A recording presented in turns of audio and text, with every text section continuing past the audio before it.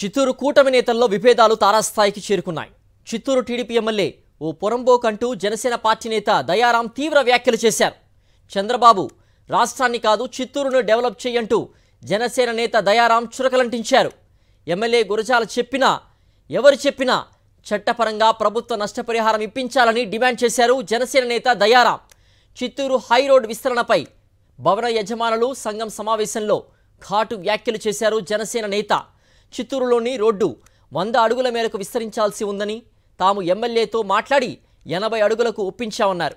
పరిహారం, టీడీఆర్ బాండ్లు ఏది కావాలో అభిప్రాయాలు చెప్పాలని కోరారు.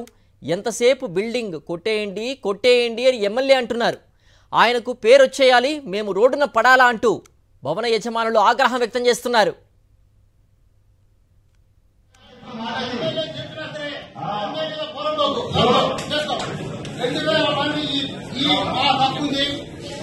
ఎమ్మెల్యే చెప్పినంత మాత్రాన చట్టము చట్టమే.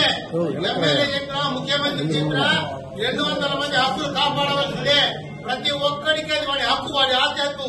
వాడు ఎవడు తీర్చలేడు. ఎవడు కూడా నేను ఒక అడుగు ఇవ్వను, అందరూ ఒక అడుగు ఇవ్వద్దు, ఒక అడుగు ఇవ్వము. మేము 2017లో పెట్టినప్పటి నుంచి కాంపెన్సేషన్ ఇస్తేనే ఇస్తామని ఆ రోజు నుంచి పోరాడుతున్నాము. కాబట్టి ఖచ్చితంగా డబ్బులు ఇస్తేనే మనం ఇస్తాం. నోటిఫికేషన్ ఇవ్వలే, కాంపెన్సేషన్ ఇవ్వలే, చేస్తేనే ప్రతి ఒక్క అడుగుకి వాళ్ళు కాంపెన్సేషన్ 4 రెట్లు ఇస్తేనే చట్టంలో 2020 యాక్ట్ ప్రకారం ఎంత ఉందో ఆ కాంపెన్సేషన్ ఇవ్వాల్సిందే. ఈ 200 బిల్డింగ్ ఓనర్లు 2 లక్షల మంది ఓటర్లు అనేది పోరంబోకుతనం తప్ప పరోమోకుతనం ప్రజలే. ఎక్కడైనా ఎవరండి 200 మా హక్కది అంటే 2000 మంది ఉంది, అందరికీ వాళ్ళు మెజారిటీ ఇచ్చేస్తానికి కొట్టేస్తారా?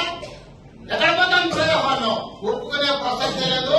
వీళ్ళందరి తరఫు నేనే చెప్పేస్తున్నా, ప్రతి అడుగుతే కాంగ్రెస్ ఇస్తేనే ఇస్తాము, ఏంటో చెప్పడం